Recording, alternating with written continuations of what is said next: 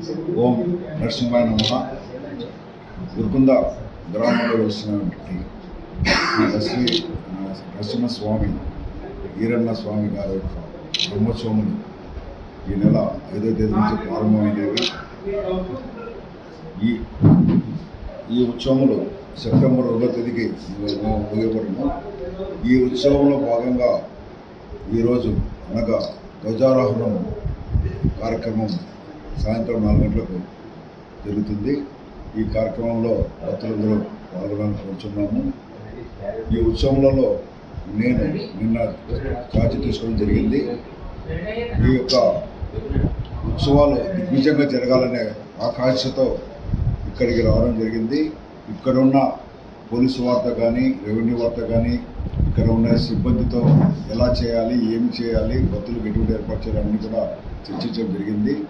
ఇప్పటికి మాత్రము కొన్ని లోటుపాట్లు మాత్రం ఉన్నది వాస్తవము. ఆ లోటుపాట్లను ఇంకొక 2 రోజుల్లో కూడా పూర్తి చేసి అన్ని విధాలుగా భక్తులు స్వామివారిని దర్శించుటకు సులభమైన రీతిలో స్వామి యొక్క దర్శనం చేసుకుంటూ అన్ని ఏర్పాట్లు చేయడం జరుగుతుంది. ఇందులో భాగంగా భక్తులకు చేయవలసిన అన్నదానం కార్యక్రమం కానీ, భక్తులకు కావాల్సిన లడ్డు ప్రసాదం కానీ, ఎటువంటి అవాంఛనీయ సంఘటనలు జరగకుండా పోలీసు వారితో కూడా బందోబస్తు కానీ అన్ని వివరాలు కూడా మేము ఏర్పాటు చేస్తున్నాము. ఈ యొక్క భక్తులు 3వ వారము 4వ వారము కూడా ఎక్కువ లక్షల మంది వస్తారు కాబట్టి ట్రాఫిక్ కూడా ఇబ్బంది లేకుండా అక్కడ పార్కింగ్ ప్లేస్కు అక్కడ లైటింగ్ ఏర్పాటు చేసి అక్కడ డ్రింకింగ్ వాటర్ చేస్తున్నాము.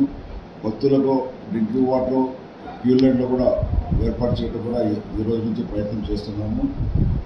ఇంకా డ్రైనేజ్ ప్రాబ్లం కూడా ఉంది. చాలా చోట్ల చూసాము, శానిటేషన్ కూడా సరిగా లేదు. శానిటేషన్ సిబ్బంది కూడా 60 మందిని స్పెషల్గా పెట్టుకోవడం జరిగింది. ఈ శానిటేషన్ సిబ్బంది కూడా పంచాయతీరాజ్ వాళ్ళతో కోఆర్డినేట్ చేసుకొని వాళ్ళ యొక్క సెక్రటరీ వాళ్ళతో కానీ వాళ్ళతో కూడా ఏర్పాటు చేసుకుని వాళ్ళ సమ్మేళనంతో శానిటేషన్ పరిశుభ్రంగా ఉండడానికి ఏర్పాటు చేస్తుంది.